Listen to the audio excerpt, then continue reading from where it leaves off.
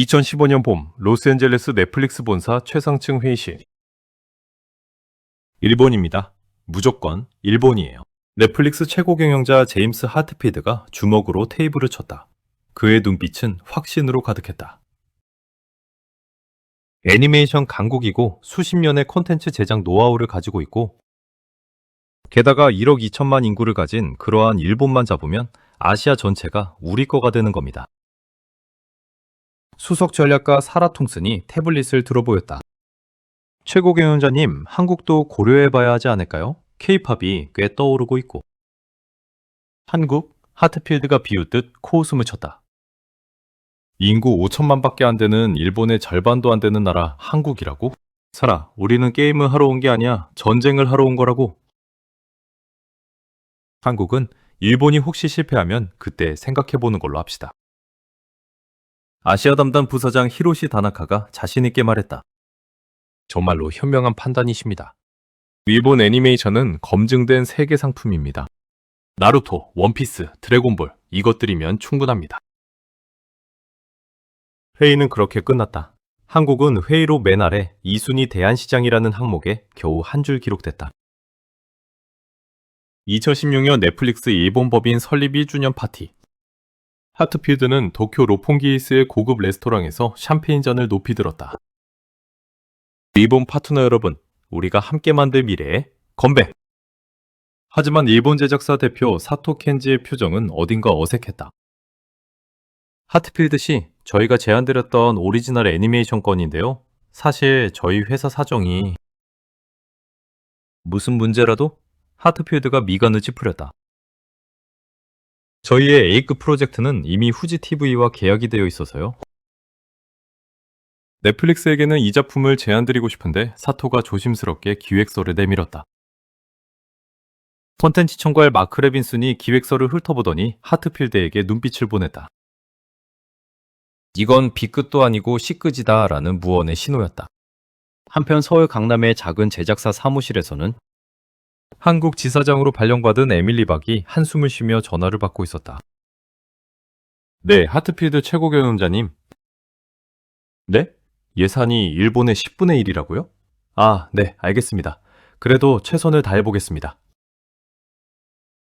전화를 끊은 에밀리는 책상 위에 킹덤 기획서를 바라봤다. 조선시대 좀비라 말도 안 되는 소재인데 이게 다 우리한테 주어진 건가? 2018년 가을 넷플릭스 본사 긴급회의.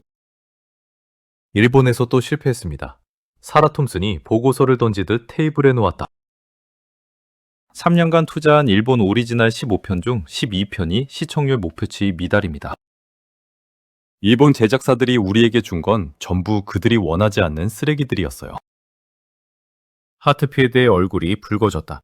뭐라고? 우리가 그렇게 많이 돈을 퍼부었는데? 그들에겐 의리라는 게 있답니다. 히로시가 쓴웃음을 지었다. 방송국과 수십 년 맺은 관계를 우리 같은 외부인한테 깰 수 없다는 거죠. 우리는 그저 이용당한 겁니다. 한국은 어때? 하트필드가 짜증 섞인 목소리로 물었다. 에밀리가 자리에서 일어났다. 최고 경영자님, 사실 한국에서 제작 중인 킹덤이라는 작품이 있습니다. 제작비 120억 원. 미국 돈으로 1,000만 달러 정도입니다. 1,000만 달러? 마크가 웃음을 터뜨렸다. 우리 왕좌의 게임 에피소드 1개 제작비가 6천만 달러인데. 그걸로 뭘 만들겠다는 거야? 그게요, 에밀리가 조심스럽게 모니터를 켰다. 시사회 영상을 보셨으면 합니다.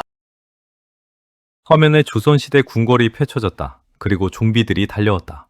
피와 액션, 그리고 숨막히는 긴장감. 회의실이 조용해졌다. 이게 1,000만 달러로 만든 거라고? 하트필드가 중얼거렸다.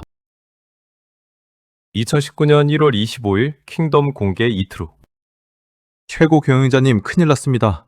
사라가 숨을 헐떡이며 하트필드의 집무실로 뛰어들었다. IMDb 순위 9위 킹덤이 왕자의 게임을 제쳤어요. 뭐라고? 하트필드가 모니터 앞으로 달려봤다. 트위터가 폭발하고 있었다. 조선시대가 이렇게 멋있다니. 갓이 뭐야? 나도 쓰고 싶어. 한국 드라마 처음 봤는데 미쳤다. 유튜브에는 리액션 영상이 쏟아졌다. 오마이갓, 이 한국 좀비 드라마 미쳤다. 킹덤 리뷰, 할리우드를 압도하다. 마크가 전화를 걸어왔다. 제임스 파리 패션위크 봤어? 한국 가시 런웨이를 걸었다고. 우리가 만든 컨텐츠가 하트필드는 의자에 털썩 주저앉았다. 한국이 이런 나라였어? 2020년 넷플릭스 전략회의. 에밀리가 프레젠테이션을 시작했다. 지금 우리 학교는 학교 좀비물 전 세계 28개국. 탑10 진입, 스위트홈, 괴물, 서바이벌 47개국 탑10, 킹덤 시즌2 67개국 탑10. 사라가 흥분된 목소리로 덧붙였다. 최고 경영자님, 한국 콘텐츠 투자 대비 효율이 일본의 5배입니다. 아니 솔직히 말하면 10배예요. 하트필드가 에밀리를 바라봤다. 에밀리, 한국은 뭐가 다른 거야? 왜 그들은 계속 성공하는 거지? 에밀리가 잠시 말을 멈췄다. 그들은 우리를 파트너로 봤어요. 일본처럼 이용하려 들지 않았습니다. 우리가 제시한 조건을 믿었고 자유롭게 창작했죠. 그리고 그들은 배가 고팠어요. 배가 고프다고. 네, 한국은 내수 시장이 작아서 늘 해외를 꿈꿔왔어요. 넷플릭스는 그들에게 전 세계로 나갈 수 있는 유일한 문이었던 거죠. 그래서 목숨 걸고 만들었습니다. 2021년 9월 17일 오징어 게임 공개. 최고 경영자님, 긴급 상황입니다. 일주일 후 사라가 들고 온 보고서는 믿기지 않는 숫자들로 가득했다. 94개국 1위. 누적 시청 시간 16억 5천만 시간, 경제적 가치 8억 9천만 달러. 하트필드는 보고서를 보며 손이 떨렸다. 이게 가능한 숫자야? 전 세계가 오징어 게임에 미쳐 있었다. 파리의 카페에서 젊은이들이 무궁화 꽃이 피었습니다를 외쳤다. 뉴욕 할로윈 파티는 456건 참가자 복장으로 가득했다. 깐부라는 단어가 옥스퍼드 사전 후보에 올랐다. 최고 마케팅 책임자 리사 첸이 보고했다. 최고 경영자님, 주가가 20% 급등했습니다. 지난 분기 잃었던 것을 모두 회복했어요. 월스트리트 저널 헤드라인, 한국 드라마가 넷플릭스를 구했다. 파이낸셜 타임즈, 오징어 게임, 스트리밍 전쟁의 게임 체인저. 하트필드는 창밖을 바라봤다.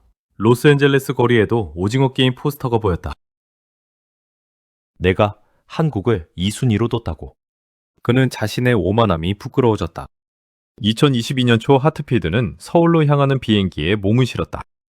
인천공항에 내린 그는 강남의 제작사들을 직접 방문했다. 감독님, 정말 감사합니다. 하트필드가 90도로 허리를 숙였다. 오징어 게임의 황동혁 감독 앞에서였다. 당신들이 우리 회사를 살렸습니다. 아니, 그보다 제 눈을 뜨게 해주셨어요. 그날 밤 홍대 포장마차에서 에밀리가 소주잔을 건넸다. 최고 경영자님, 한국식으로 해야죠, 원샷. 하트필드가 소주를 들이켰다. 얼굴이 빨개졌다. 에밀리, 나는 바보였어. 정말 큰 바보. 무슨 말씀을? 선진국이 뭔지 몰랐던 거야. 하트필드의 눈이 진지해졌다. 나는 인구수, GDP, 그런 것만 봤어. 하지만 진짜 선진국은 문화로 판가름 나는 거였어. 그는 주위를 둘러봤다. 한국 젊은이들이 웃고 떠들며 치맥을 즐기고 있었다. 이 작은 나라가, 인구 5천만 밖에 되지 않는 나라가 전 세계 80억 인구를 사로잡았어. 드라마로, 음악으로, 영화로. 이게 바로 문화 강국이야. 이게 진짜 힘이라고. 2023년 4월 서울 그랜드 하얏트 호텔. 하트필드가 한국 기자회견장에 섰다. 여러분, 오늘 저는 중대한 발표를 하러 왔습니다. 플래시가 터졌다. 넷플릭스는 앞으로 4년간 한국에 3조 3천억 원을 투자합니다. 기자들이 웅성거렸다. 최고 경영자님, 이는 지난 7년간 투자액보다 많은 금액인데요. 맞습니다. 하트필드가 미소 지었다. 그래도 부족하다고 생각합니다. 왜 한국입니까? 하트필드는 잠시 말을 멈췄다가 천천히 입을 열었다. 한국은 새로운 기준입니다. 세계 문화의 새로운 표준이에요. 회의실이 조용해졌다. 저는 처음에 한국을 무시했습니다. 솔직히 고백하자면 업신여겼어요. 작은 나라, 인구 적은 나라, 내수시장 좁은 나라. 그저 일본에 대한 정도로 생각했죠. 그의 목소리에 감정이 실렸다. 하지만 제가 틀렸습니다. 완전히 철저히 틀렸어요. 한국은 K-팝으로 전 세계 젊은이들의 심장을 뛰게 했습니다. K-드라마로 190개국 시청자들을 울리고 웃겼어요. K-영화는 아카데미를 석권했고 K-푸드는 미슐랭을 정복했습니다. 프랑스 출신 기자 피에르 듀바가 손을 들었다. 최고 경영자님, 그건 과장 아닙니까? 과장이라고요? 하트필드가 웃었다. 파리 패션위크에서 한복이 런웨이를 걸었어요. 런던 웨스트엔드에서 한국 뮤지컬이 공연되고 있죠. 뉴욕 타임스퀘어 전광판은 K-팝 아이돌로 가득합니다. 이게 과장입니까? 일본 기자 다케다 유키가 날카롭게 질문했다. 일본은 어떻게 되는 겁니까? 하트필드는 미안한 표정을 지었다. 일본은 기회를 스스로 놓쳤습니다. 우리가 손을 내밀었지만. 그들은 옛 시스템을 버리지 못했어요. 일본은 과거의 영광에 안주했고 한국은 미래를 향해 달렸습니다. 2024년 말 넷플릭스 연례 콘텐츠 쇼케이스. 하트필드가 무대에 올랐다. 그는 한복을 입고 있었다. 관중들이 환호했다. 여러분, 2024년 넷플릭스 글로벌 탑10 중 7개가 한국 콘텐츠입니다. 화면에 타이틀들이 떴다. 더 글로리, 전세계 강타, K-팝 데몬 헌터스, 장르물의 새지평, 마스크걸, 다크 코미디의 혁명, 무빙, 슈퍼히어로 장르의 재해석. 사라가 무대로 올라왔다. 현재 한국은 넷플릭스 전체 시청 시간의 9%를 차지합니다. 인구 비율을 고려하면 경이로운 수치죠. 마크가 덧붙였다.